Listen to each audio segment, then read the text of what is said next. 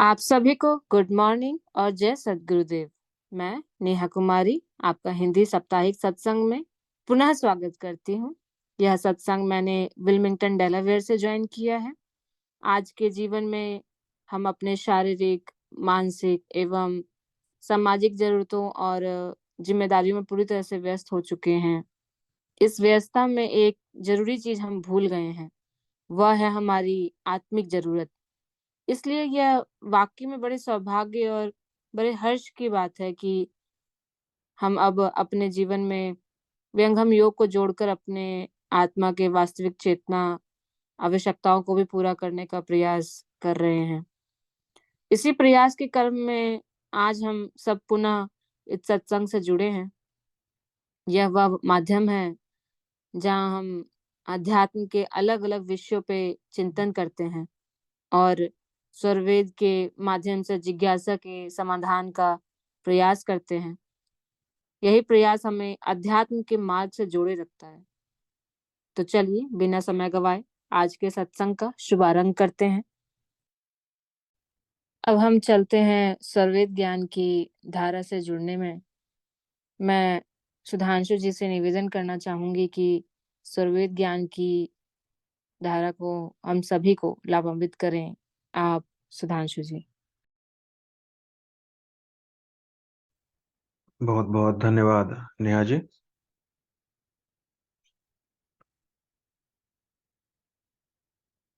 शरण शरण मैं शरण हूँ, हे गुरु बंदी छोड़, मोहे उबारो हे गुरु, यह सौ बार निहोर। जन अधीन वंदन करें, केहि विधि की जैसे वार पार की गम नहीं। नमो नमो गुरुदेव। तीन लोक नौ खंड में, गुरु से बरा न कोय।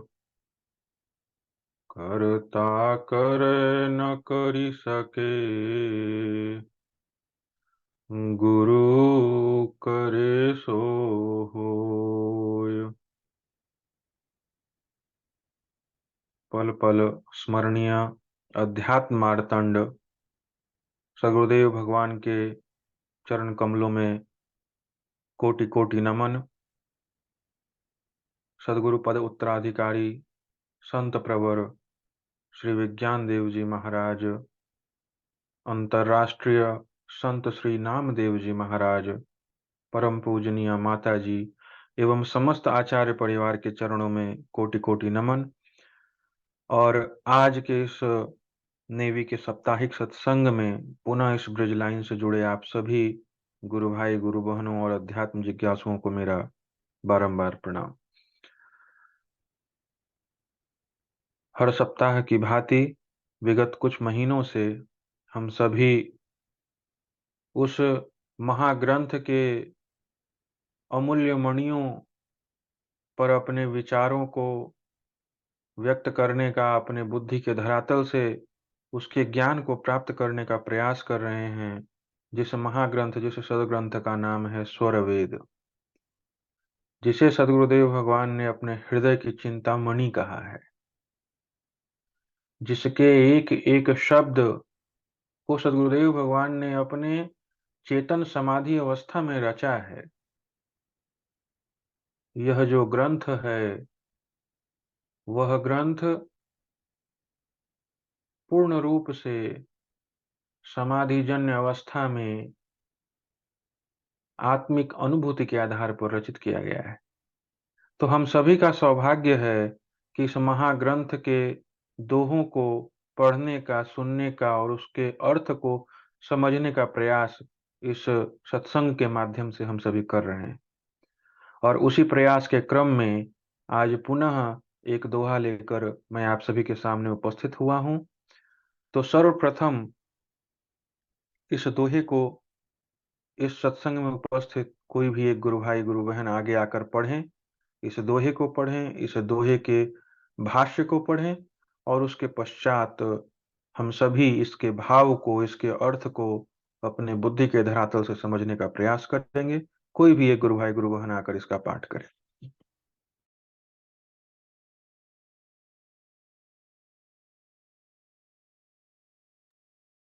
जय सद्गुरुदेव। झीन आय झीना चलो, मनव त्याग संयोग, क्रमशः सूक्ष्म हो रहो, अग्रगमन गति योग। भाष्य। आत्मा मुक्ति से क्रमशः सूक्ष्म से स्थूल स्वरूप में आई है। जिस प्रकार से सूक्ष्म रीति से स्थूल शरीर को प्राप्त हुई है, उसी प्रकार क्रमशः स्थूल से सूक्ष्म होकर गुरु विद्वान द्वारा सद्गुरु प्रदेश में गमन कर गति संबंध से परब्रह्म को प्राप्त करेगी। इसी को योग कहते हैं। आत्मा प्रथम प्रकृति के संबंध होने से मन को लेकर इंद्रिय जगत में आ जाती है। इसीलिए ग्रंथकार ने मन का संबंध त्याग कर सूक्ष्म होकर क्रमशः आगे गमन करने का उपदेश साधकों को किया है। जय सद्गुरुदेव। बहुत बहुत धन्यवाद इतने सुंदर भाव से इस दोहे को हम सभी के सामने रखने के लिए और इसके भाष्य को हमारे सामने रखने के लिए। तो जैसा आज का यह दोहा है, झीन आय झीना चलो, मन व त्याग संयोग, क्रमशः सूक्ष्म हो रहो, अग्र गमन गति योग। तो आज का यह जो दोहा है, इस दोहे में सदगुरुदेव भगवान ने क्या बतलाने का प्रयास किया है? सदगुरुदेव भगवान ने बतलाने का प्रयास किया है कि किस प्रकार आत्मा उस परम मुक्ति धाम से इस प्रकृति में, इस शरीर में आई है, और जिस प्रकार सूक्ष्म से स्थूलता की ओर आत्मा का गमन हुआ, मुक्ति का मार्ग भी उसका उल्टा ही है। जैसे जैसे स्थूलता से सूक्ष्मता को आत्मा प्राप्त करती गई, जब हम अध्यात्म पथ में बढ़ते हैं, जब हम मुक्ति के मार्ग में बढ़ते हैं, तो वैसे ही धीरे धीरे हम स्थूलता से सूक्ष्मता की ओर गमन करते हैं। और यह जो स्थूलता से सूक्ष्मता की ओर गमन है, वह सदगुरु के प्रेजेंस में होता है, सदगुरु के अवलोकन में होता है। तो आज का जो विषय है, वह विषय यह है कि आत्मा का प्रकृति में जो गमन है, सूक्ष्मता से स्थूलता की जो बात सदगुरुदेव भगवान ने यहाँ की है, वह क्या है? कैसे आत्मा उस परम धाम को, आनंद के सागर को छोड़कर इस प्रकृति में चली आई? वह क्या कारण है जिसके कारण आत्मा अपने उस आनंद गुण का जो उपभोग कर रही थी, उसको छोड़ करके इस प्रकृति में चली आई? तो हम उन अवस्थाओं का आज वर्णन करेंगे, उन अवस्थाओं को समझने का प्रयास करेंगे। और उसके बाद क्या करेंगे? उसके बाद हम उस अवस्था का भी चिंतन करेंगे कि किस प्रकार आध्यात्मिक पथ से, विहंगम योग के पथ से, विहंगम मार्ग के पथ से हम स्थूलता से सूक्ष्मता की ओर गमन करते हैं। कैसे गमन करते हैं? सदगुरुदेव के आलोक में, उनके ज्ञान के आलोक में गमन करते हैं। तो आइए सर्वप्रथम यह जानने का प्रयास करते हैं कि आत्मा का सूक्ष्मता से स्थूलता की ओर गमन का कारण क्या है। स्वरवेद की वाणी क्या कहती है? स्वरवेद की वाणी कहती है कि यह जो आत्मा है, यह जब उस परम धाम से प्रकृति में आती है, तो इस पूरे यात्रा में आत्मा के 6 प्रकार के देहों का वर्णन किया गया है। 6 प्रकार के देहों से क्या तात्पर्य है? 6 प्रकार के देहों से तात्पर्य आत्मा के 6 प्रकार की स्थिति से है। तो चूंकि यह विषय थोड़ा बड़ा है, अनेक 6 स्थितियों के बारे में हम जानेंगे और फिर पुनः कैसे हम वापस जाते हैं उसके बारे में भी हम जानने का प्रयास करेंगे। तो एक छोटा सा स्लाइड मैंने बनाया है, शायद उससे इस विचार को समझने में हम सभी को सहूलियत होगा। तो अगर हम इसको देखें तो यह जो है, इस प्रेजेंटेशन में जो मैंने समझाने का प्रयास किया है, यह है परमपिता परमेश्वर का धाम, जहां आत्मा अपने हंस अवस्था में रहती है। हंस अवस्था क्या है? हंस अवस्था के बारे में सदगुरुदेव भगवान ने कहा कि वह जो है आत्मा का शुद्ध स्वरूप है। आत्म शुद्ध स्वरूप में करण व मानस देह सर्व क्रिया चेतन रहे, मुक्त हंस है ये। अर्थात जो आत्मा का जो मुक्त स्वरूप है, उस स्वरूप में अपने चेतन स्वरूप से ही आत्मा उस परम पिता परमेश्वर का उपभोग करती है। और क्या कहते हैं? कहते हैं कि आत्मा जब अपने हंस अवस्था में रहती है, अपने शुद्ध स्वरूप में रहती है, तो उसमें 16 सूर्यों का प्रकाश होता है। 16 सूर्य प्रकाश है, सच्चिदानंद स्वरूप, आत्म अलग आधार में, तन्मय पुरुष अनुभव। इसका तात्पर्य क्या है? तात्पर्य यह है कि जो हंस अवस्था है, उस अवस्था में जो आत्मा की स्थिति है, वह लौह अग्निवत के समान है। उसमें परमात्मा के गुण आ गए हैं, लेकिन आत्मा और परमात्मा दोनों अलग अलग तत्व है। तो आत्मा में उस स्थिति में जब वह हंस अवस्था में है, उसमें आत्मा के अंदर 16 सूर्यों का प्रकाश है। वह मुक्त अवस्था में है, वह शुद्ध अवस्था है आत्मा की। तो यह जो पहला शरीर है, वह पहला शरीर जो है वह आत्मा की शुद्ध अवस्था है, जिसे हम हंस अवस्था कहते हैं। उसके बाद क्या होता है? जब आत्मा अनंत काल तक उस परम पिता परमेश्वर के आनंद गुण का उपभोग करती है, तब एक ऐसी अवस्था आती है जिस अवस्था में आत्मा को भ्रम हो जाता है। वह भ्रम क्या है? वह भ्रम है अहम ब्रह्मास्मि का। तात्पर्य क्या है? आत्मा को यह भ्रम हो जाता है कि यह जो आनंद है, इसका कारण मैं ही हूं। तो जो यह आत्मा की भ्रम युक्त अवस्था है, उस अवस्था को बतलाया गया कैवल्य, कैवल्य शरीर। अब जो आत्मा है, वह आत्मा हंस शरीर में नहीं है। वह किस शरीर में आ गया? कैवल्य में आ गया। तो कैवल्य क्या है? कैवल्य आत्मा की भ्रम युक्त अवस्था है। सदगुरुदेव भगवान ने कहा, ब्रह्मास्मि भ्रम उदय में, अहम भाव बन आय, केवल देह सो जानिए, पतन मूल भ्रम पाय। जब मुक्ति अवस्था में जीव को, आत्मा को, मैं ब्रह्म हूं, अहम ब्रह्मास्मि, यह भ्रम, यह अभिमान जब उसके अंदर आ जाता है, तब वह क्या करता है? वह समझता है कि यह जो आनंद का स्रोत है, वह मैं ही हूं, मैं ही ब्रह्म हूं। और आत्मा की इसी अवस्था को, इस देह की अवस्था को हम क्या कहते हैं? हम कहते हैं कि यह जो अवस्था है, यह कैवल्य शरीर की अवस्था है। आत्मा जो है कैवल्य शरीर में।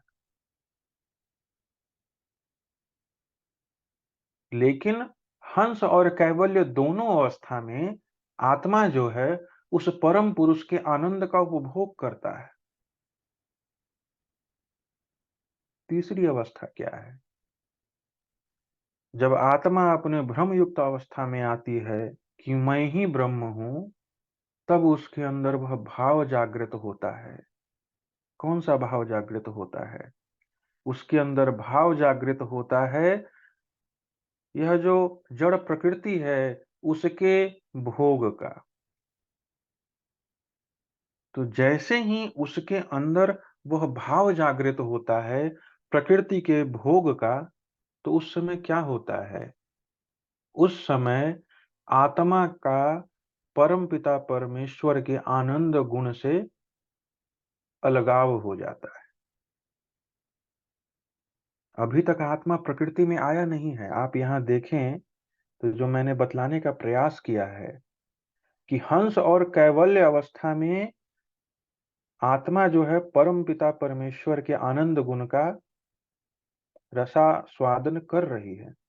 लेकिन जब महाकारण अवस्था में आती है आत्मा, जहां पर उसे प्रकृति के जो दृश्य हैं, भोग हैं, उसे भोगने की इच्छा हुई है, तो उस समय क्या होता है? आत्मा की जो चेतना है, जो चेतन शक्ति है, वह परमपिता परमेश्वर से हट जाती है। और जब उसकी शक्ति परमपिता परमेश्वर से हटती है, तब क्या होता है? तब उसके अंदर आनंद गुण का अभाव हो जाता है। क्यों? क्योंकि उसकी चेतना परमपिता परमेश्वर में नहीं लगी है। लेकिन अभी भी आत्मा जो है प्रकृति में नहीं आई है। इसलिए आप यहाँ देखेंगे कि जो महाकारण शरीर है वह प्रकृति के परे है, लेकिन परम पुरुष के आनंद गुण से बाहर है। इस स्थिति में भी आत्मा अपने सतचित स्वरूप में रहती है, अर्थात वह सत्य है और चेतनत्व को लिए हुए है, लेकिन अभाव किस चीज का है? आनंद का यहाँ अभाव हो गया। यह जो महाकारण शरीर है, इस शरीर में आत्मा के अंदर आनंद गुण का अभाव हो गया। और भाव किस चीज का हुआ? भाव हुआ प्रकृति के भोगों को भोगने का। तो वह जो स्थिति है, वह जो शरीर है, उस शरीर को हमारे ऋषियों ने, हमारे सदगुरुदेव भगवान ने कहा वह महाकारण शरीर है।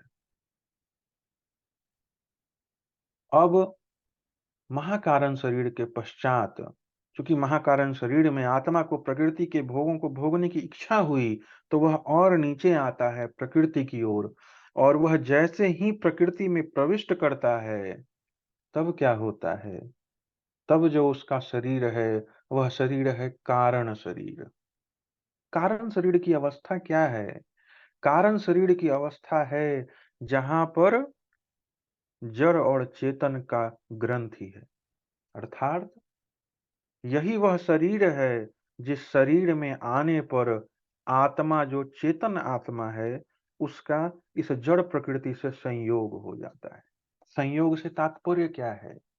संयोग से तात्पर्य है कि आत्मा में जो त्रय गुण है, सतोगुण है, रजोगुण है, तमोगुण है, यह जो त्रय गुण है, यह आत्मा के अंदर आते हैं, इस शरीर में आते हैं। तो यह जो कारण शरीर है, यह कारण शरीर बंधन का प्रमुख कारण है। 3 ग्रंथियों का वर्णन आया है, तो उसमें से एक जो ग्रंथि है, प्रमुख ग्रंथि जो है, वह ग्रंथि क्या है? जड़ और चेतन की ग्रंथि है, आत्मा और प्रकृति की ग्रंथि है।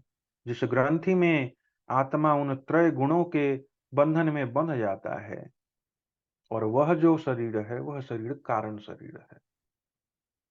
ये जो त्रय गुण के बंधन हैं, ये किस प्रकार आत्मा को बांधते हैं?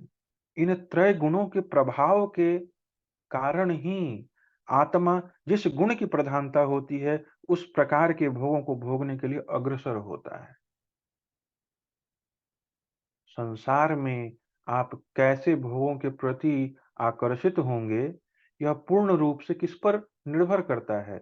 वह निर्भर करता है कि किस गुण का प्रभाव आपके ऊपर अभी अधिक है। त्रैगुणों का प्रभाव हमारे ऊपर क्या पड़ता है? यह हम समझेंगे कि हमारे चित्त की कैसी कैसी वृत्तियां हैं। वह एक बड़ा विषय है, उस पर हम कभी पुनः चर्चा करेंगे। लेकिन अभी जो चर्चा है वह है कारण शरीर की। तो कारण शरीर में क्या हो गया? त्रय गुण हमारे अंदर आ गए। हमारा जो चेतन आत्मा है उसका जड़ प्रकृति से संयोग हो गया। उसके बाद क्या होता है? जब जड़ प्रकृति से संयोग हो जाता है, जब त्रय गुण हमारे अंदर आ जाते हैं, तो उन गुणों के प्रभाव से हम सांसारिक भोगों की ओर बढ़ते हैं। तो गुण तो आ गए, लेकिन आत्मा है चेतन, और सांसारिक प्राकृतिक जड़ भोगों को भोगने के लिए उसे किसकी आवश्यकता है? उसे आवश्यकता है जड़ करणों की। चेतन करण से वह जड़ भोगों को नहीं भोग सकती। आत्मा को इस प्रकृति के जड़ भोगों को भोगने के लिए किसकी आवश्यकता है? जड़ कर्ण की। तो जो अगला शरीर है वह है सूक्ष्म शरीर।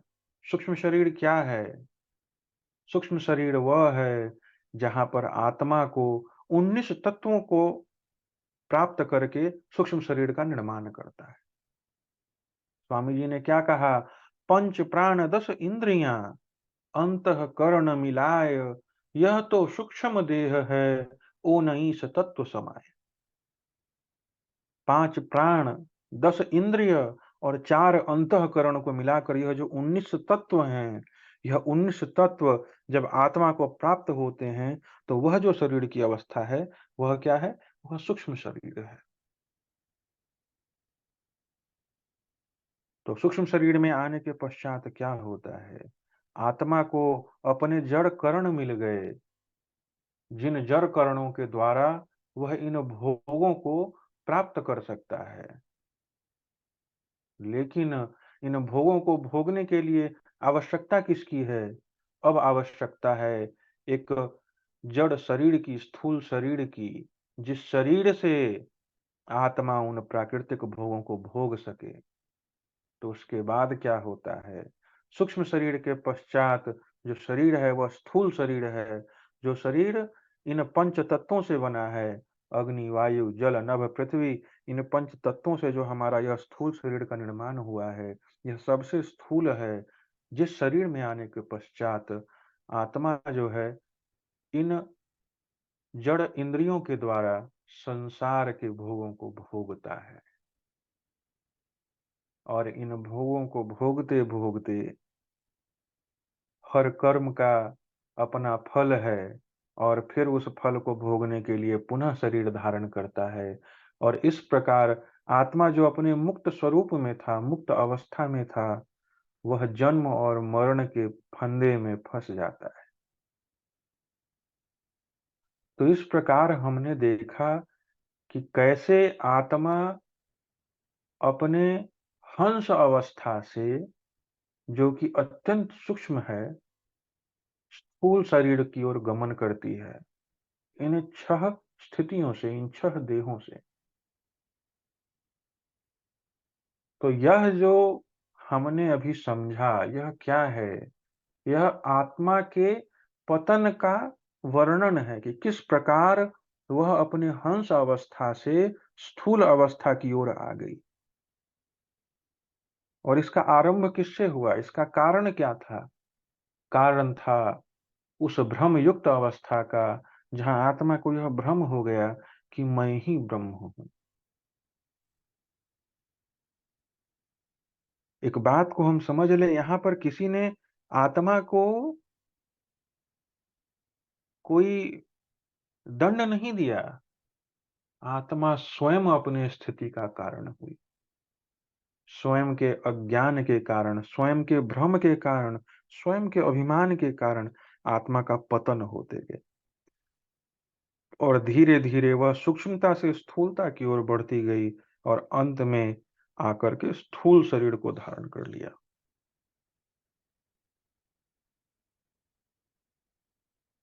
तो हम सभी का जो वर्तमान, यह कह लें कि जो स्थिति है, वह हम इसी प्रकृति में स्थूल शरीर के रूप में विद्यमान है। तो इस शरीर में जब हम प्रकृति में हैं, आप जब यहाँ देखेंगे इस प्रेजेंटेशन में जो मैंने दिखलाने का प्रयास किया है कि प्रकृति मंडल के अंदर आत्मा इन तीन शरीरों में रहती है, कभी स्थूल में, कभी सूक्ष्म में और कभी कारण में, अलग अलग स्थितियों में।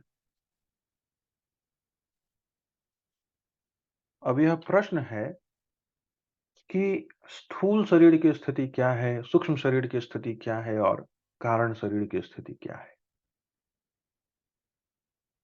तो पहले हम एक ऐसे व्यक्ति के माध्यम से इसको जानने का प्रयास करते हैं जो अध्यात्म पथ में नहीं है, जो एक अपना जीवन जी रहा है प्रकृति के वेग में। क्या वह व्यक्ति भी इन तीन शरीरों में गमन करते रहता है? तो इसको जानने का प्रयास करते हैं। स्थूल शरीर क्या है? स्थूल शरीर वह शरीर है जिसमें जिसका निर्माण हुआ है पंच तत्वों के माध्यम से, है ना। तो इसको हम ऐसा भी समझ सकते हैं कि जो हमारी जागृत अवस्था है, अब इन शरीरों को हम समझेंगे इन अवस्थाओं के माध्यम से। यह अवस्था जो बतलाई गई है, इसके बतलाने का कारण क्या है? यह बतलाया गया है कि जब हम आध्यात्मिक प्रयास करने लगते हैं, तो जो स्वामी जी ने दोहे में बतलाया था कि क्रमशः सूक्ष्म हो रहो अग्रगमन गति योग, अर्थात कि अब अगर जिस प्रकार बंधन में आने का यह यह मार्ग रहा, तो मुक्ति का मार्ग भी इसका उलट ही है। और वह उलट मार्ग कैसा है, उसको हम यहाँ पर इन अलग-अलग अवस्थाओं से जानने का प्रयास करेंगे। तो आध्यात्मिक रूप से तो हम अलग से जानेंगे ही। पहले एक सांसारिक रूप से व्यक्ति कैसे कम से कम इन तीन शरीरों में भ्रमण करता है, उसको जानते हैं।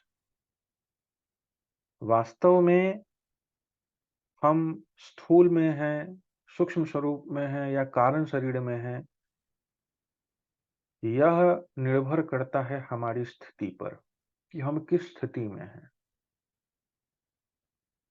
तो जब हम जागृत स्थिति में हैं, 6 स्थितियां भी हैं, जागृत है, स्वप्न है, सुषुप्ति है, तुरीया है, तुरीयातीत है और आप्त है। इन 6 स्थितियों को हम एक-एक करके समझेंगे। तो सबसे प्रथम स्थिति जो है हमारी आपकी, वह स्थिति क्या है? वह स्थिति है जागृत। तो जागृत स्थिति क्या है? जागृत स्थिति वह है जिस स्थिति में इस स्थूल शरीर के माध्यम से हम इस संसार का ज्ञान प्राप्त करते रहते हैं। जहाँ पर हमारा मन जो है, बुद्धि जो है, हमारे ज्ञानेंद्रियों के माध्यम से, कर्मेंद्रियों के माध्यम से इस संसार का अनुभव प्राप्त कर रहा है, संसार के विषयों का अनुभव प्राप्त कर रहा है, वह स्थिति हमारी जागृत स्थिति है। जो हम जाग के दिन रात जो भी कार्य कर रहे हैं, वह जो स्थिति है, वह क्या है? जागृत स्थिति है। क्यों जागृत स्थिति है? क्योंकि उस स्थिति में हम सांसारिक विषयों का ज्ञान प्राप्त कर रहे हैं, इंद्रियों के माध्यम से, मन, बुद्धि और अपने चित्त के द्वारा, और फिर उसको आत्मा उसका अनुभव प्राप्त कर रही है। तो वह जो है जागृत अवस्था है। स्वप्न अवस्था क्या है? स्वप्न अवस्था वह अवस्था है जिसमें हमारे जो बाह्य करण हैं, जो ज्ञान इंद्रियां हैं, कर्म इंद्रियां हैं, बाह्य करण का प्राकृतिक विषयों से कोई भी संयोग नहीं होता है। अर्थ क्या है कि स्वप्न अवस्था में हमारे जो बाह्य करण हैं, वो बाहर के विषयों का अनुभव नहीं प्राप्त करते हैं। तो क्या प्राप्त होता है? उस समय हमारा जो मन है, वह क्या करता है? हमारे चित्त में जो संचित हैं हमारे संस्कार, उन संस्कारों के माध्यम से सुख और दुख का अनुभव करता है। तो यहाँ समझने वाली बात क्या है कि स्थूल और सूक्ष्म शरीर में, जागृत और स्वप्न अवस्था में जो अंतर है, वह अंतर यह है कि जब हम बाहर के दृश्यों का, बाहर के विषयों का अनुभव न करें और अपने अंतःकरण के द्वारा हमारे पूर्व संस्कारों के माध्यम से जो भी अनुभव हम कर रहे हैं, वह अनुभव हम स्वप्न अवस्था में करते हैं और वह जो स्थिति है, वह सूक्ष्म शरीर की स्थिति है। जब हम यह स्वप्न अवस्था में हैं, तो हमारे सारे इंद्रियां जो हैं, जो बाह्य करण हैं, वह जो है, वह भी शांत हैं। मन की अवस्था क्या है? मन जो है वह उस समय हमारे कंठ में है। कंठ में एक हिता नाम की नाड़ी होती है, उसी नाड़ी में मन का स्थान है। और उस अवस्था में हम क्या करते हैं? हम स्वप्न देखते हैं। तो जो हम स्वप्न देख रहे हैं, स्वप्न के जो दृश्य हैं, उन दृश्यों का आधार क्या है? उन दृश्यों का आधार हमारे चित्त में स्थित हमारे अनेकों अनेक जन्म के किए गए कर्म हैं, संस्कार हैं। और उन संस्कार के माध्यम से ही स्वप्न अवस्था में हम अलग अलग दृश्यों को देखते हैं और उसको देख करके सुख या दुख का अनुभव करते हैं। तो यह जो अवस्था है, यह स्वप्न की अवस्था है। स्वप्न की अवस्था में हमारे अंतःकरण जो हैं, वह तो जागृत हैं, लेकिन हमारे बाह्य करण जो हैं, वह सो चुके हैं। वह जो है एक्टिव नहीं है। तो वह अवस्था है स्वप्न की। उसके बाद की जो अवस्था है, वह क्या है? सुषुप्ति अवस्था है। सुषुप्ति अवस्था में क्या होता है? सुषुप्ति अवस्था में हमारे जो अंतःकरण भी हैं, वह भी अपने कारण में विलीन रहते हैं। अर्थात हमारा जो मन है, वह कहाँ रहता है? हमारा मन रहता है उस समय हृदय स्थान पर। तो सुषुप्ति अवस्था में ना ही बाह्यकरण हमारे जो हैं वह एक्टिव हैं, ना ही हमारे अंतःकरण जागृत हैं। तो उस अवस्था में आत्मा को इस प्रकृति का कोई भी अनुभव नहीं प्राप्त होता है। तो वह जो अवस्था है, वह अवस्था है सुषुप्ति अवस्था।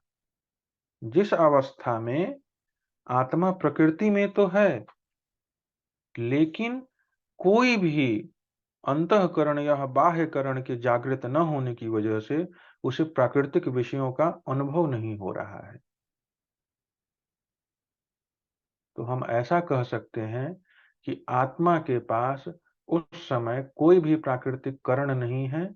क्या है? सिर्फ वह त्रय गुण है आत्मा के पास। और अगर हमने थोड़ी देर पहले समझा था, तो वह जो स्थिति है, वह कारण शरीर की स्थिति है।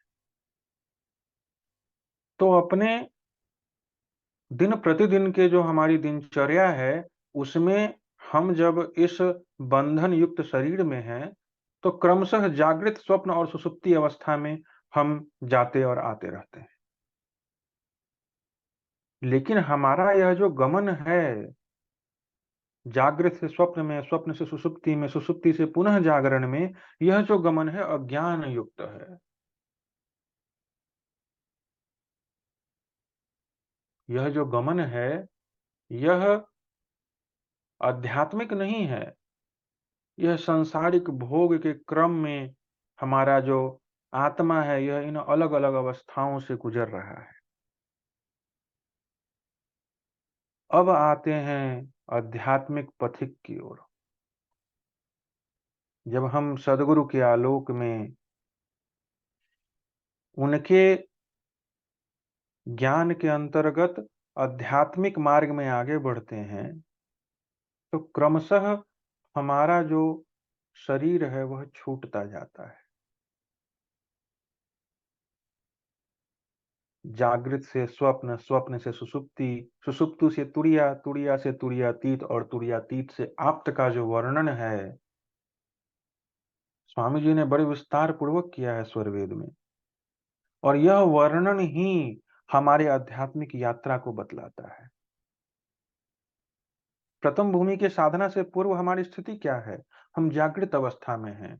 हमारी जो इंद्रियां हैं वह संसार के भोगों में लगी हुई हैं, संसार के विषयों में लगी हुई हैं, और विषय को जो हमारी बाह्य इंद्रियां भोग रही हैं उसका अनुभव हमारा आत्मा कर रहा है।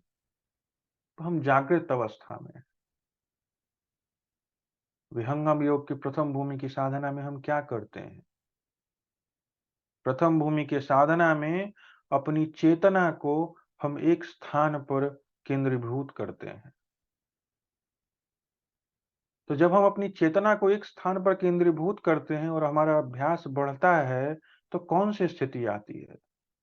तो जो स्थिति आती है, उस स्थिति में हमारे जो बाह्य करण हैं वह सांसारिक विषयों में नहीं लगे हैं। वो कहाँ लगे हैं? वो किसी एक स्थान पर केंद्रीभूत हैं। तो जो विहंगम योग की साधना है, उसका जो प्रथम भूमि है, वह भूमि क्या करता है? वह आध्यात्मिक जीवन में हमारे जागृत अवस्था को स्वप्न अवस्था में ले जाता है।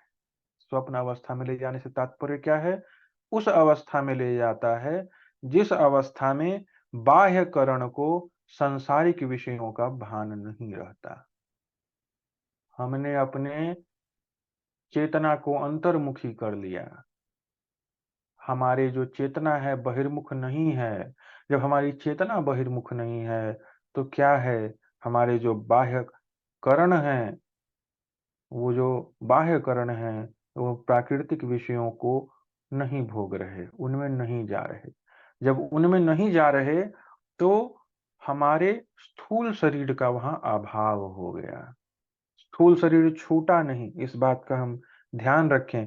हम शरीर छोड़ नहीं रहे, हमारी चेतन स्थिति में स्थूल शरीर का अभाव हो गया से तात्पर्य है कि जो सांसारिक विषय हैं, अब उन विषयों में हमारी चेतना नहीं जा रही, उन विषयों का अभाव हो गया, इसीलिए हमारे स्थूल शरीर का अभाव हो गया। उसके बाद क्या होता है? जब हम अध्यात्म पथ में जागृत से स्वप्न की ओर बढ़े, जब हम सूक्ष्म शरीर में आ गए, उस शरीर में क्या होता है कि बाह्य करणों का अभाव हो गया, लेकिन चित्त है, मन है, बुद्धि है, अहंकार है। तो वहां पर हम इन अंतःकरण को शुद्ध करते हैं। अंतःकरण की शुद्धि होती है,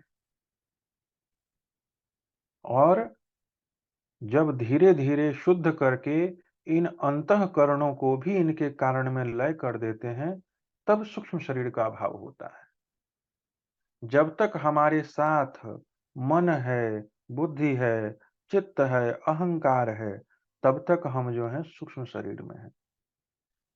लेकिन विहंगम योग की साधना में जहां पर हम जा करके अपने मन को, प्राण को उसके कारण में लय कर देते हैं, जहां से वह उदय हुआ है, तब उस स्थिति में क्या होता है?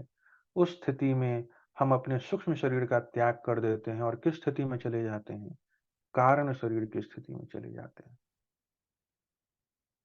स्वामी जी ने क्या कहा स्थूल शरीर के त्याग के बारे में?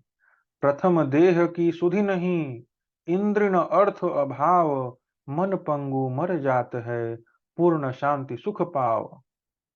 स्थूल सूक्ष्म के त्याग में कारण योग शरीर, अनुभव शब्द विवेक में छूटत कारण धीर। अर्थात स्थूल और सूक्ष्म शरीर के त्याग कर देने पर भी जो हमारे अज्ञान युक्त आत्मा और मूल प्रकृति का जो बंधन है, जो संबंध है, जो लगा हुआ है, उस स्थिति को हम कारण शरीर कहते हैं।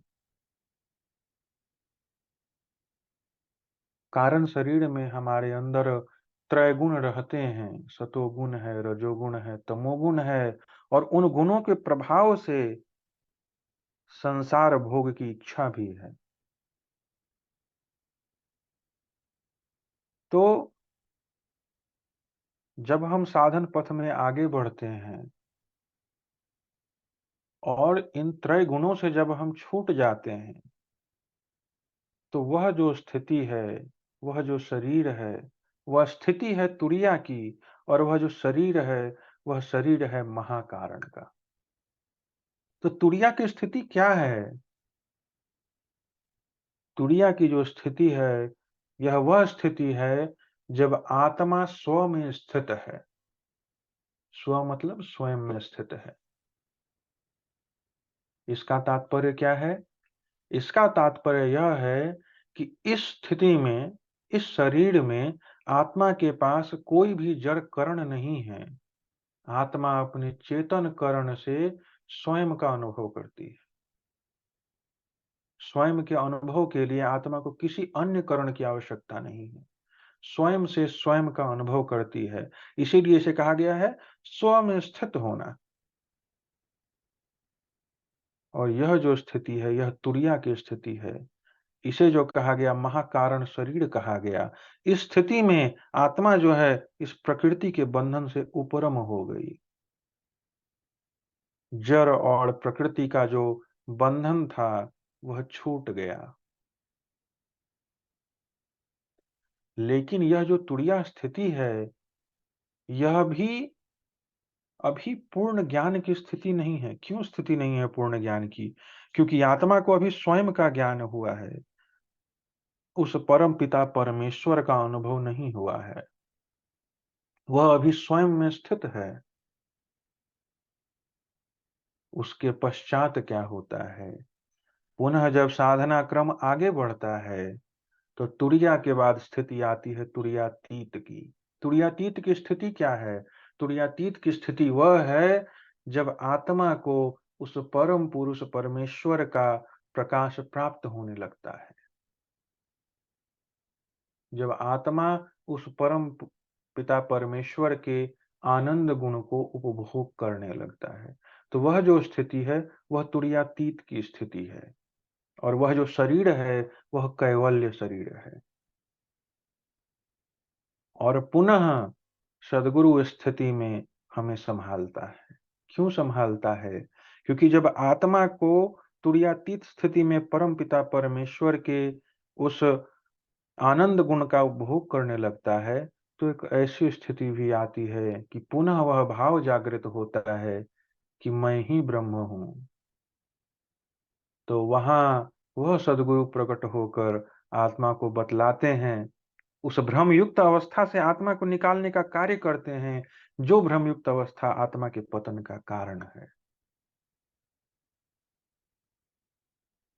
और सद्गुरु के आदेश से, सद्गुरु के ज्ञान से आत्मा का वह भ्रम नाश होता है। और उसके बाद आत्मा किस अवस्था में जाता है? जब वह पूर्ण समाधि अवस्था में है, जब वह पूर्ण रूप से परम पिता के आनंद में निमग्न हो चुका है, जो स्थिति लौह अग्निवत स्थिति है, वह स्थिति है आप्त स्थिति। और उस आप्त स्थिति में आत्मा जो है वह अपने हंस शरीर को प्राप्त करता है। इस स्थिति में, इस शरीर में आत्मा के अंदर कोई भ्रम नहीं है। आत्मा उस परम पिता परमेश्वर के ज्ञान में, आनंद में पूर्ण रूप से निमग्न है, जहां पर उसे किसी प्रकार का कोई भ्रम नहीं है। और यही अवस्था मुक्ति की अवस्था है। तो इस प्रकार हमने देखा कि जिस प्रकार आत्मा प्रकृति में गिरी है अपने भ्रम के कारण, अपने अज्ञान के कारण, उसी प्रकार जब आत्मा का अध्यात्म पथ में गमन होता है तो स्नेह स्नेह उन्हीं अवस्थाओं पे आत्मा उत्तरोत्तर बढ़ती जाती है और स्थूलता से सूक्ष्मता की ओर बढ़ती जाती है और अंत में आप्त अवस्था को प्राप्त करती है। तो जब आत्मा की अवस्था आप्त अवस्था है और आप जब इस शरीर में हैं, तो उस अवस्था को क्या कहा गया? उस अवस्था को कहा गया जीवन मुक्त अवस्था। तो जब एक योगी अपने जीवन मुक्त अवस्था में है, तो उस अवस्था में वह किन किन शरीरों में है? वह हंस अवस्था में है, वह कारण सूक्ष्म और स्थूल में है, क्योंकि वह अभी भी शरीर में है। लेकिन दो शरीरों का अभाव हो जाता है। कौन सा?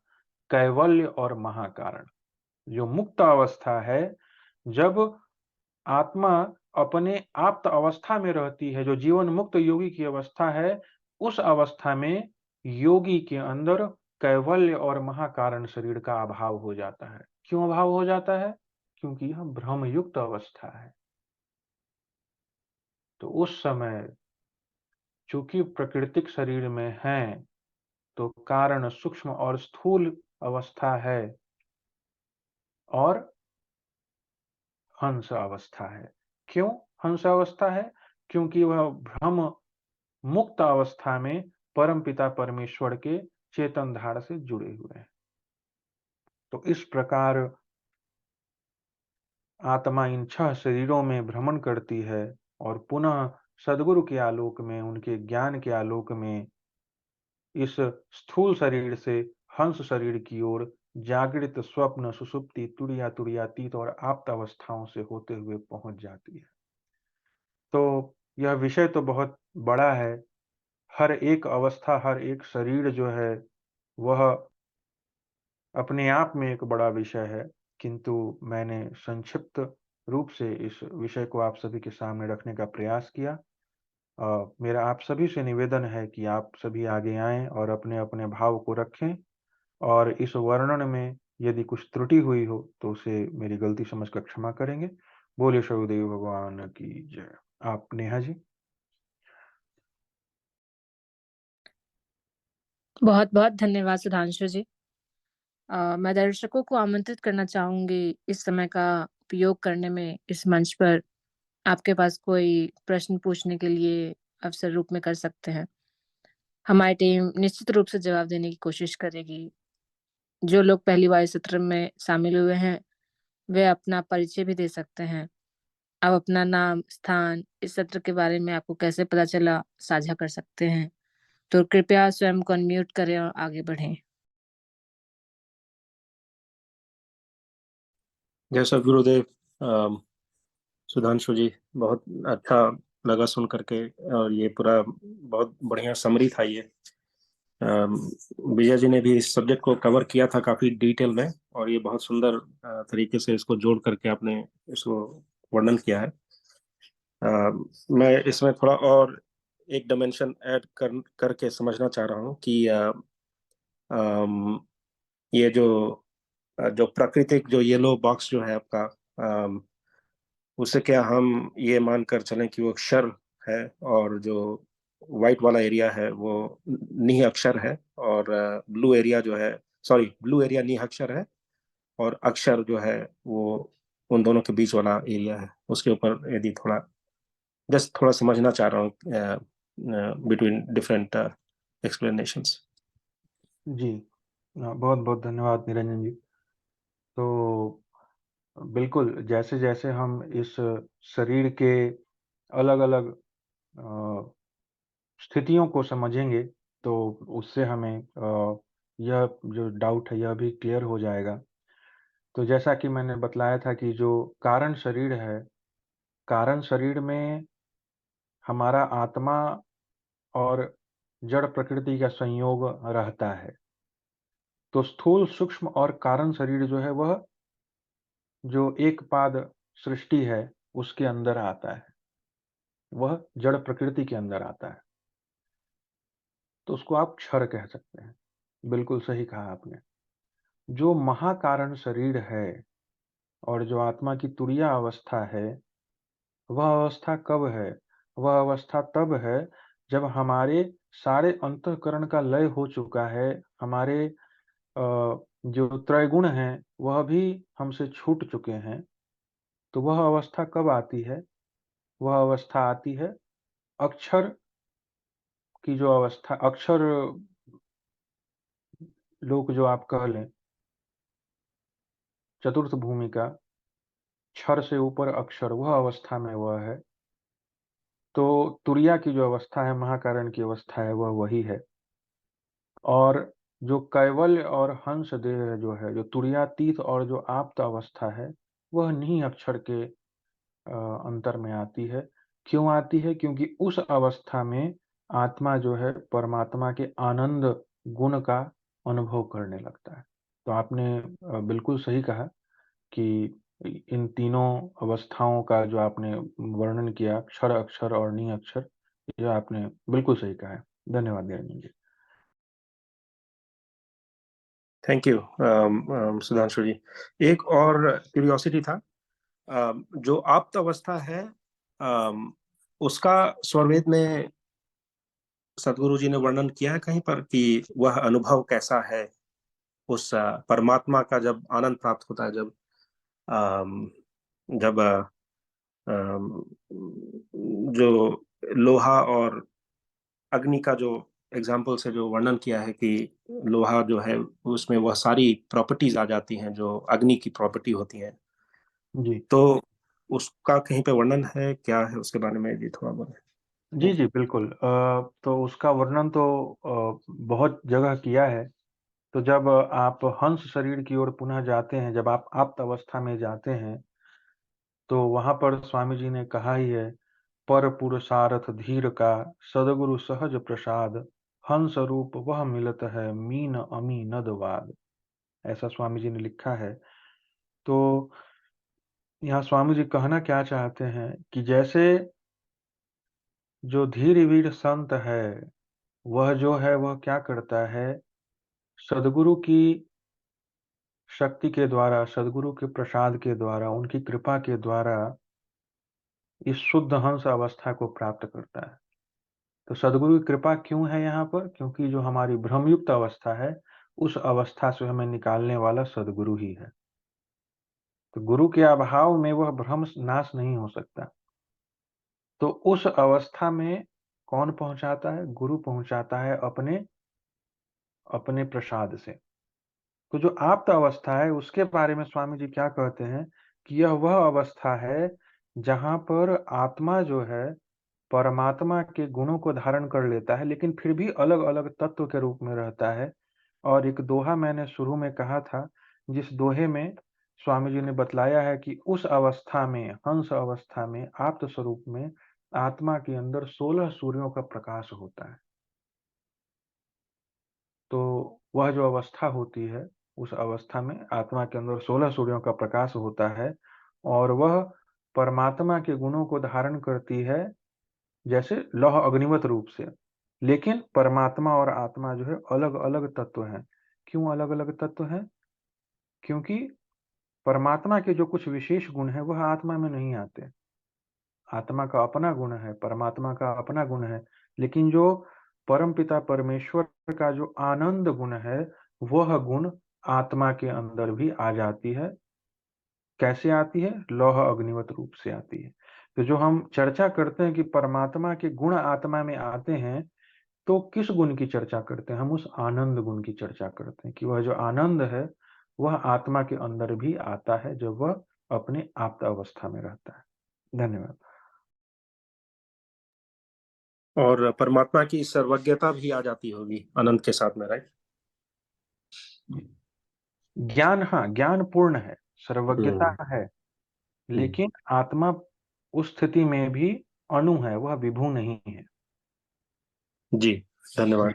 एक और प्रश्न था सुधांशु जी, तो जब ये सारी इंद्रियां और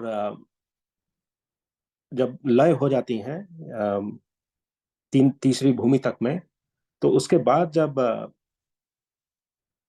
नी अक्षर में या उस अवस्था में जब आत्मा पहुंचती है, तो उनकी इंद्रियां बदलती हैं, वह दिव्य इंद्रियां बन जाती हैं या इंद्रियां होती ही नहीं है? Thank you. तो जी, आपका जो प्रश्न है वह है तुरीय अवस्था को लेकर। तो जब आत्मा का प्रकृति से संबंध छूटता है, तो उस अवस्था को तुरीय अवस्था कहा गया है। तो उस अवस्था में क्या होता है? तुरीय अवस्था में, तुरीय अवस्था में आत्मा को किसी भी बाह्य करण की आवश्यकता नहीं है। क्यों आवश्यकता नहीं है? क्योंकि आत्मा किसी भी बाह्य विषयों में नहीं है। आत्मा उस समय किसका अनुभव कर रही है? आत्मा अनुभव कर रही है स्वयं का। इसी को कहा गया आत्मा स्व में स्थित है। तो जब आत्मा स्वयं का अनुभव कर रही है, तो उस अनुभव के लिए आत्मा को किस करण की आवश्यकता है? चेतन करण की आवश्यकता है। तो आत्मा का जो चेतन करण है, जिसको हम निरति कहते हैं, उसके माध्यम से आत्मा स्वयं का अनुभव करती है। आत्मा को किसी भी, तो जो भी आपका जो प्रश्न है कि जो हमारे बाह्य करण थे, अंतःकरण थे, जो भी प्राकृतिक करण थे, तो उसका ट्रांसफॉर्मेशन नहीं होता है, वह लय हो जाता है। कहाँ लय हो जाता है? हमारे कारण शरीर तक वह लय हो जाता है। महाकारण शरीर में तुरीयावस्था में हमारे कोई भी जड़ करण नहीं होते। जी धन्यवाद। एक और एक प्रश्न था, मैंने चैट में देखा, शायद कारण और महाकारण शरीर में क्या अंतर है? जी, तो कारण और महाकारण शरीर का जो मुख्य अंतर है वह यह है कि जो कारण शरीर है, यह शरीर प्रकृति के अंदर है। इस शरीर में जो चेतन आत्मा है, उसका जड़ प्रकृति के साथ संबंध होता है। जो ग्रंथि है, जड़ चेतन की ग्रंथि, वह इसी शरीर में बनती है। तो संबंध होता है से तात्पर्य क्या है? तात्पर्य यह है कि जो कारण शरीर है, इस शरीर में हमारा जो आत्मा है, उसके अंदर प्रकृति के जो 3 गुण हैं, त्रैगुण हैं, वह आ जाते हैं। सत्व गुण, रजगुण और तमोगुण। और इन्हीं गुणों के आधार पर आत्मा प्रकृति के अलग अलग विषयों को भोगने की इच्छा रखती है। तो कारण शरीर में क्या है? त्रैगुण है हमारे अंदर। हमारे अंदर कोई भी बाह्यकरण या अंतःकरण नहीं है।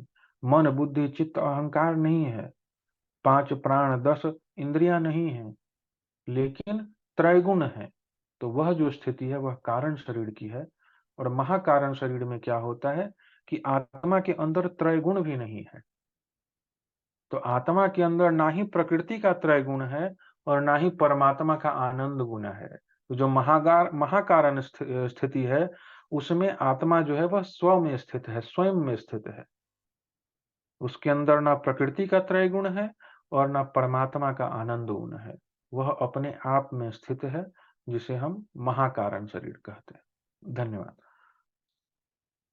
जी, नीतू जी ने पूछा महाकारण और कैवल्य का जो अंतर है।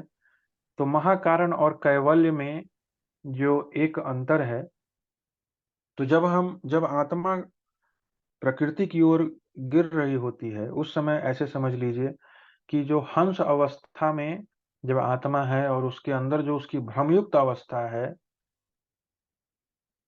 तो जो भ्रमयुक्त अभिमान युक्त अवस्था है, जिसमें उसके अंदर वह भाव है कि मैं ही ब्रह्म हूँ, यह जो आनंद का मैं अनुभव कर रहा हूँ, वह आनंद का स्रोत मैं हूँ, तो वह अज्ञान युक्त अवस्था जो है वह कैवल्य अवस्था है।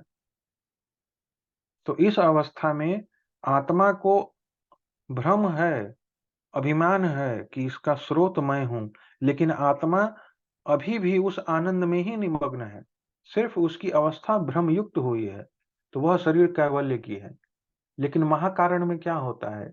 महाकारण में आत्मा को ऐसा अनुभव होता है कि यह संपूर्ण सृष्टि मेरी बनाई हुई है, तो उसके भोग को भोगने की इच्छा जागृत होती है।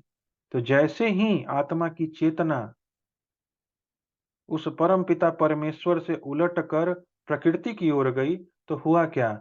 आनंद का अभाव हो गया। आनंद कब था आत्मा में? जब उसकी चेतना लगी थी परम पिता परमेश्वर में। तो जैसे ही वह अपनी चेतना को परम पिता परमेश्वर से हटा करके प्रकृति की ओर लगाता है, तो उसके अंदर क्या होता है? आनंद का अभाव हो जाता है। वह अभी प्रकृति में गया नहीं है, उसके अंदर बस वह भाव आया है। उसने अपनी चेतना को बस परमपिता परमेश्वर से हटा के प्रकृति में लगाया है, और वैसा करते ही वह प्रकृति में जाता नहीं है, लेकिन आनंद से अलग हो जाता है। तो कैवल्य और महाकारण में अंतर यही है कि महाकारण में प्रकृति को भोगने की इच्छा है और आनंद गुण का अभाव है, और कैवल्य में भ्रमयुक्त अवस्था है, किंतु आप में अभी भी आनंद गुण विद्यमान है। धन्यवाद। जय सतगुरुदेव। सुधांशु जी, ये बताइएगा कि आफ्टर स्टेट में आप परमानेंट जा सकते हैं या टेम्पररी होता है? अगर टेम्पररी होता है तो परमानेंट कैसे जा सकते हैं? जी, बहुत बहुत धन्यवाद। तो जो आप्त स्थिति है, आप्त स्थिति जो है वह है भ्रम रहित स्थिति। जब तक हमारे अंदर यह भ्रम है कि मैं ही ब्रह्म हूँ, तब तक आप तुरीयातीत अवस्था में। जब सद्गुरु की कृपा से वह भ्रम दूर होता है, तब आप आप्त अवस्था में होते हैं। तो वह भ्रम पुनः नहीं आए, वह अहम पुनः नहीं आए, इसी के लिए अध्यात्म पथ में सेवा का मार्ग बतलाया गया है। जैसा हम सभी जानते हैं कि सेवा, साधना, सत्संग, यह जो है ये 3 पिलर हैं विहंगम योग के। तो सेवा की आवश्यकता क्या है? सेवा की आवश्यकता इसलिए है कि हमारा जो अहंकार है वह पूर्ण रूप से नाश हो जाए। अंत अंत तक सद्गुरुदेव परीक्षा लेते हैं। तो जब हम अध्यात्म पथ में बढ़ते हैं, तो सद्गुरु की महत्ता क्या है? सद्गुरु की महत्ता यही है कि वह हमारे अज्ञान को, हमारे अहंकार को पग पग पर नाश करते जाते हैं। और सद्गुरु यह निश्चित करते हैं कि हमारे अंदर किसी प्रकार का कोई भ्रम, कोई अहम ना रहे। और जब सद्गुरु के प्रकाश में, सद्गुरु के आलोक में जब हम आप्त अवस्था को प्राप्त करते हैं, तो फिर वह अवस्था चिरकाल की होती है। क्यों होती है? क्योंकि उस अवस्था में जाने से पूर्व जो गुरु हैं, जो सद्गुरु हैं, उन्होंने हमारे अहंकार का, हमारे अज्ञानता का, हमारे अभिमान का पूर्ण रूप से नाश कर दिया है। किंतु समय काल से बहुत समय के पश्चात संभव है कि अगर पुनः हमारे अंदर अज्ञानता का उदय हुआ, तो पुनः हम नीचे गिर सकते हैं। लेकिन वह निर्भर करता है कि हमारे अंदर अभिमान का, अज्ञान का नाश किस स्तर पर हुआ है। तो सद्गुरु वह निश्चित करते हैं कि अ, पुनः हमारा आवागमन न हो। मर कर फिर मरना नहीं, उत्तम मरण कहा है, जीवन मरण स्वाधीनता तब योगी पद पाए। इसमें स्वामी जी ने कहा ही है कि सद्गुरु क्या करता है? सद्गुरु यह मेक श्योर करता है, यह निश्चय करता है कि अगर हम मुक्त हों तो फिर पुनः इधर गिरे नहीं। और इसी के लिए सद्गुरु की महत्ता है। धन्यवाद। एक प्रश्न और था सुधांशु जी। तो क्या सारी आत्माएं जो प्रकृति में जो पतन हुआ है जिनका, एक समय वह सब वहीं से पतन हुआ है उनका, कि कुछ आत्माएं ऐसी हैं जो कि अनंत, मतलब कभी वहां पर थे ही नहीं? क्या इसी कारण हर किसी के अंदर में ये इच्छा होता है आनंद प्राप्त करने का, जिसके लिए अज्ञानता पूर्वक आनंद प्राप्त करने का प्रयत्न करते रहते हैं जीवन भर? देखिए, इसका तो उत्तर यह है कि पहले तो आत्मा की कोई निश्चित संख्या नहीं है, अनंत है ना? अनंत में से अनंत निकालेंगे तो भी अनंत ही रहता है। तो अब जब आरंभ की बात है, तो आरंभ हम सृष्टि के आरंभ से कर सकते हैं, है ना? क्योंकि आत्मा तो नित्य है, उसका कभी आरंभ नहीं है, कभी अंत नहीं है। तो अलग अलग स्थिति होती है, लेकिन सभी का आगमन तो उसी परमपिता परमेश्वर से ही हुआ है। अब यह जो बात है कि बहुत सारे लोग अध्यात्म में उस परमपिता परमेश्वर को प्राप्त करने की चेष्टा करते हैं, कुछ लोग नहीं करते हैं, किसी की रुचि नहीं होती है, तो उसका कारण उनका संस्कार है। तो अगर, जैसा कि मैंने बतलाया कि हमारे जो त्रय गुण हैं, उनके प्रभाव से और हमारे चित्त की स्थिति से, चित्त में जो हमारे संस्कार हैं, उनकी स्थिति से हम सांसारिक विषयों की ओर आकर्षित होते हैं या फिर उनसे दूर भागते हैं। तब जिसके अंदर रजोगुण का विकास है, पूर्व का संस्कार वैसा है, तो वह सांसारिक भोगों में लगा रहेगा। या फिर अज्ञानता पूर्ण स्थिति में रहेगा अगर तमोगुण का विकास है तो अपने संस्कार के कारण और इन गुणों के कारण अलग अलग आत्माओं की अलग अलग स्थिति होती है। लेकिन जब सतोगुण का उदय होता है, सतगुरु की कृपा होती है, उनकी सेवा साधना में लगे रहते हैं, तो समय काल से फिर उसका भी धीरे धीरे उत्तरोत्तर विकास होता जाता है। धन्यवाद। और जो आत्मा की जो प्रॉपर्टी होती है, इच्छा, ज्ञान, प्रयत्न, ये जो है आप अवस्था में भी रहती है, आप से लेकर के मतलब तुरिया जी तक? जी जी, आत्मा का वह नित्य गुण है। अच्छा। इच्छा ज्ञान प्रयत्न जो है वह आत्मा का नित्य गुण है। जी। तो वो किसी भी स्थिति में रहती है। और ये जो सुख दुख और द्वेष के जो विकार जो उसमें ऐड होते हैं, वो कौन सी अवस्था में होती है? वो तुरिया में होती है या नहीं नहीं, प्रकृति? वो कौन? प्रकृति में आने पर होती है। जी, सुख ओके। दुख जो है, जब आपका जड़ संबंध होता है, जड़ प्रकृति से संबंध होता है, तो ये सारे गुण जो हैं यह प्रकृति में आने पर है। राग द्वेष, ये सारे गुण जो हैं ये प्रकृति में आने पर होते हैं। तो ये भी जो शरीर की हम चर्चा कर रहे थे, क्षर अक्षर नहीं अक्षर की, तो अक्षर भी जो है वह तो नहीं अक्षर में ही विद्यमान है, लेकिन वह एक नित्य तत्व है ना। तो जो तुरिया स्थिति है, तुरिया स्थिति में आप एक पाद जो प्रकृति है आप उससे बाहर हैं, ठीक है ना। मतलब आप कहाँ हैं, आप तीन पाद जो परमात्मा का जो मंडल है आप उसमें हैं, लेकिन मैंने इसको इससे बाहर इसलिए रखा है कि आनंद गुण आप में नहीं है। आप स्व में स्थित हैं, आप परमात्मा में स्थित नहीं हुए हैं अभी, है ना।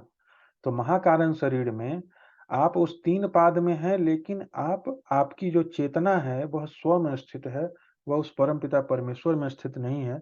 इसीलिए आप जो है उस अवस्था में है, महाकारण अवस्था में है, तुरीय अवस्था में है।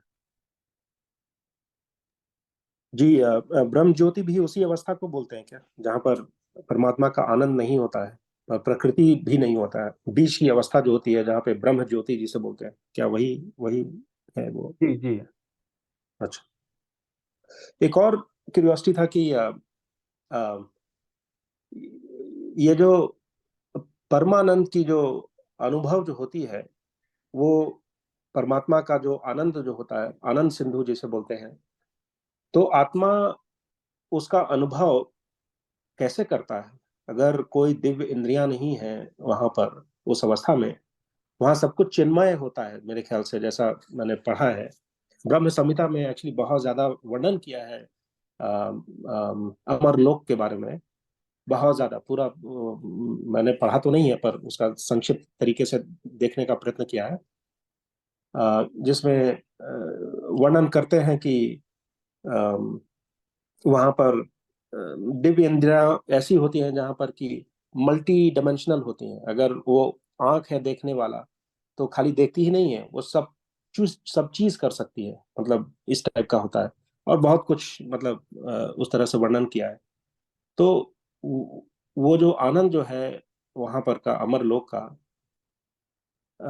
और वो सब वॉलेंटरी बेसिस पर होता है वहां पर। और जब तक भक्ति रहती है वहां पर, हमेशा हर क्षण भक्ति ही है जो कि वहां पर रहती है, तो उसका एक्सपीरियंस जो है वो किन इंद्रियों से करती है वह आत्मा जो है, उस चिन्मय जगत जो होता है जहां पर कि 16 सूर्यों का प्रकाश, और वहां पर तो सब कुछ बहुत ही प्रकाशित ही होता है, पर कैसे वह अनुभव करती है वह आत्मा, उस थोड़ा सा यदि अगर वर्णन करें तो बहुत अच्छा तो रहेगा। थैंक जी जी, अभी समय तो बहुत हो गया है, तो मैं बस 1 मिनट में उसको कवर करता हूँ, फिर इन विषयों को हम अगले सत्संग में भी जरूर लेंगे। तो जो आत्मा है वह अपने चेतन करण के द्वारा ही इसका अनुभव करती है, जिसे हम निरति कहते हैं। तो स्वरवेद में अन्य जो करण है उसका वर्णन नहीं है। जो भी हमारे स्थूल सूक्ष्म करण है वह तो प्रकृति के अंदर है, लेकिन जब आत्मा अपने शुद्ध स्वरूप में है तो अपने चेतन करण के द्वारा वह इस परमपिता परमेश्वर का वो भोग करती है, अनुभव करती है। तो यह जो शरीर की जो कल्पना है, आंख कान नाक मुंह, यह जो है, यह कल्पना कहाँ पर है? यह कल्पना है इस प्रकृति जगत में, है ना। कि किसी चीज को देखने के लिए हमें आंख की आवश्यकता है, किसी चीज को सुनने के लिए हमें कान की आवश्यकता है, गंध के लिए हमें नाक की आवश्यकता है, रस के लिए जिह्वा की आवश्यकता है। तो यह जो अलग अलग विषय हैं उनको भोगने के लिए अलग अलग करण की आवश्यकता है। लेकिन वह जो परमपिता परमेश्वर का जो लोक है, वह जो स्थिति है, वहाँ पर गंध, रस, दृश्य नहीं है। उसको आप ऐसा कह लें कि आनंद का सागर है, और उसको अनुभव करने के लिए जिस कर्ण की आवश्यकता है, वह आत्मा का अपना चेतन कर्ण है। उसको अनुभव करने के लिए किसी आँख की आवश्यकता नहीं, किसी कान की आवश्यकता नहीं, किसी नासिका की आवश्यकता नहीं। तो अपने चेतन कर्ण के द्वारा ही आत्मा उस चेतन आनंद का उपभोग करता है। धन्यवाद। बहुत धन्यवाद Sudhanshu ji, thank you so much. I just want to add, Jai Sadgurudev. जी जी, please. So when we move to Turya state, the first Surya Prakash, Atma Darshan वहां हो जाते हैं. So then one dimension get opened is a third eye. So third eye is a one dimension. और वहीं third आई से infinite dimensions basically open हो जाती हैं. Now to access that infinite dimension one has to reach into the turiya state. तो वहीं से जैसे सुधांशु जी कह रहे थे कि ये जो शरीर की इंद्रियां नहीं होती, तो जैसे हमारा जिक्र आता है ना आध्यात्मिक मार्ग में, थर्ड आई क्या है, कैसे खुलती है, कैसे करें. So just I am relating those terminology ये प्रकृति जीवन में. सो इतना ही मेरे को कहना है. And that dimensions which are multiple dimensions, वहां पे तो जी मतलब कि आई कैन, मतलब कि कहते हैं ना क्या, प्रभु को तो आप बता ही नहीं सकते प्रभु क्या चीज है. मतलब वहीं पे शब्द जैसे कहते हैं ना हम, वाहे गुरु, वाह मीन्स वाह वाह वाह, तेरा तो अंत ही नहीं है, और तूने क्या, मतलब कि योर क्रिएशन परम्पार है. और ये सारी हर चीज, हर मनुष्य तेरी ही ज्योत है, जिसको मैं विभिन्न विभिन्न तरह से अलग अलग देख रहा हूँ. मतलब कि उसका वर्णन जो है ना, ओ माय गॉड, कि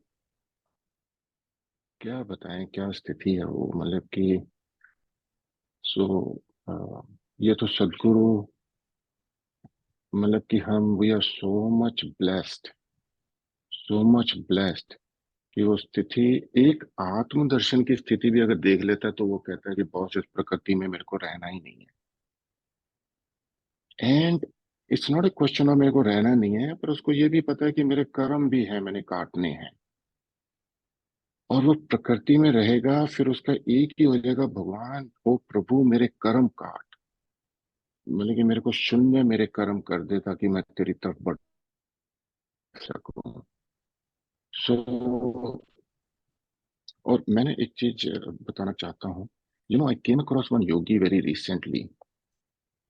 सो ही टोल्ड मी कि he has to come through various densities इस जन्म को लेने के लिए. I wish I have this slide, you know, to explain him कि, एंड वो जो आत्माएं जैसे हंस देव से जब वो जन्म लेती हैं यहाँ पे, so they can see every density they are traveling through to come to Prakriti and take birth. तो आई विश कि ये हम मैं स्लाइड उसको दिखा सकता कि दिस इज व्हाट हमारे सदगुरु जी ने लिखा है सर्वेद के अंदर, and these are the density you must have experienced. तो मैं इसकी अभी कॉपी ले लिया, next time when I will meet I will show him. That's so great, this is wonderful actually. Thank you very much Sudhanshu ji, आप इस विषय को, यू नो, हमारी डॉर्मेंट स्थितिज को जागृत कर रहे हैं इस ज्ञान से. Thank you very much. धन्यवाद. धन्यवाद. Thank you, Jaswinder ji, for the bhav. I think maybe you should share that with us in one of the satsang. समय के अभाव के चलते अब हम आगे बढ़ते हैं। बहुत बहुत धन्यवाद जस जी, बहुत बहुत धन्यवाद निरंजन जी, और बहुत बहुत धन्यवाद हमारे सुधांशु जी। अब हम अगले सत्र में चलते हैं। यह वॉरियर ऑफ द वीक है। हम सभी जानते हैं कि ध्यान करने का सबसे अच्छा समय ब्रह्म मुहूर्त 3 बजे से 5 बजे के बीच होता है, लेकिन हम में से ज्यादातर लोग ऐसा करने में असफल रहते हैं। इसे प्रोत्साहित करने के लिए नेवी ने इस कार्यक्रम की शुरुआत की है, जहां प्रतिभागी ब्रह्म मुहूर्त वॉरियर नामक व्हाट्सएप ग्रुप में शामिल होते हैं। प्रत्येक प्रतिभागी स्वयं ब्रह्म मुहूर्त ध्यान का अभ्यास करता है। शामिल होने के लिए कोई सत्र नहीं है। एक बार जब आप ध्यान कर लेते हैं तो आप ग्रुप में डन की स्थिति के रूप में भेज सकते हैं। यदि आप व्हाट्सएप ग्रुप में शामिल होने के लिए इच्छुक हैं तो कृपया हमें बताएं, हम आपको लिंक भेज सकते हैं। इस सप्ताह के वॉरियर ऑफ द वीक हैं भागवती जी, राधा जी, योगेश जी, श्रीराम जी, तेजिंदर जी, सूर्या जी, प्राची जी। इंडक्टीज ऑफ द वीक में हैं निरंजन जी, अमित जी, लाल जी, सुधांशु जी, मोनिका जी, रश्मि जी, शिवानी जी, विनीता जी। आप सभी वॉरियर्स को हमारी तरफ से बहुत बहुत आभार, और ऐसे ही अमूल्य समय को सदुपयोग करते रहें। अब हम आज के सत्संग में अंतिम चरण में पहुंच गए हैं। इस चरण में हम वंदना, आरती और शांति पाठ करेंगे। इस वंदना के माध्यम से हम गुरु चरणों में भक्ति अर्पित करते हैं। मैं सूर्या जी से आग्रह करती हूँ कि वो वंदना के अंतिम 4 लाइनें सदगुरु चरणों में अर्पित करें। सूर्या जी। प्रभु कल्प संत समाज उत्तम, सर्वधर्म आचार्य है। जिमिन ध्याश्रित सिंधु के हैं, विश्व पथमय कार्य। प्रभु सत्य संत समाज तेरा, आप रक्षा कीजिए। जन सकल ज्ञान भक्ति, प्रीति दिन दिन कीजिए। बोलिए सदगुरुदेव भगवान की जय। बहुत बहुत धन्यवाद रंजिता जी। आरती के माध्यम से हम संशय को दूर करने की मांग करते हैं और सदगुरु चरणों में अपने आप को समर्पित करते हैं। मैं सूर्या जी से आग्रह करती हूँ कि आरती के अंतिम 4 लाइनें सदगुरु चरणों में अर्पित करें, एवं आप सभी लोग प्रार्थना के लिए अपने अपने स्थान पर खड़े हो जाएं आरती के लिए। ओवर टू यू सूर्या जी। जय सदगुरुदेव। आरती। गुरुमूर्ति गति चंद्रमा, सेवक नयन चकोर, पलक पलक निरखत रहे गुरुमूर्ति की ओर। श्वेत श्वेतमय श्वेत है, श्वेत श्वेतमय श्वेत, 3 पाद अमृत भरा, श्वेत महानद श्वेत। अष्ट चक्र सब शून्य पर, धर अधरा के पार, सहा सदा फल घर किया, भूली पड़ा संसार, भूली पड़ा संसार। बोलिए सदगुरु भगवान की जय। बैक टू यू नेहा जी। बहुत बहुत धन्यवाद सूर्या जी। सभी लोग अपने अपने स्थान पर वापस बैठ जाएं शांति पाठ के लिए। शांति पाठ विश्व की शांति एवं मंगल कामना के लिए मैं पुनः सूर्या जी से निवेदन करती हूँ कि वह अंतिम 4 लाइन शांति पाठ करें। सूर्या जी। हे प्रभु शांति स्वरूप हो, शांति शांति मय शांति, शांति शांति जन शांति हो, पूर्ण शांतिमय शांति। हे प्रभु शांति प्रदान कर, दूर हो सर्व अशांति, देव सदा फल शांतिमय। शांति शांति सुख शांति। सदगुरुदेव भगवान की जय। Back to you Neha ji, thank you. बहुत बहुत धन्यवाद सूर्या जी, आपने बहुत ही बड़े ही सुंदर भावपूर्ण वाणी से वंदना, आरती एवं शांति पाठ के सत्संग को समापन की ओर ले गए। आपका बहुत बहुत धन्यवाद। बहुत बहुत धन्यवाद रंजिता जी से भी कि आपने हमें आरती करवाया। आप सभी को सेवा का आज का यह सत्संग सफल हुआ। अब यहीं पर हम सत्संग को हम समाप्ति की ओर घोषणा करते हैं। जो भी लोग आज के सत्संग ज्वाइन किए हैं सभी को धन्यवाद, तथा आप सभी से आग्रह है कि आज के सत्संग में जो भी हमने सीखा उसे अपने जीवन में उतारें एवं अपने अंदर चिंतन करें। अगले सप्ताह फिर मिलेंगे इसी समय, इसी वर्चुअल मीटिंग पर हिंदी साप्ताहिक सत्संग के लिए। मैं ईश्वर से प्रार्थना करती हूँ कि आपका दिन मंगलमय हो, जीवन में खुशियां आए। आप सभी को जय सद्गुरुदेव।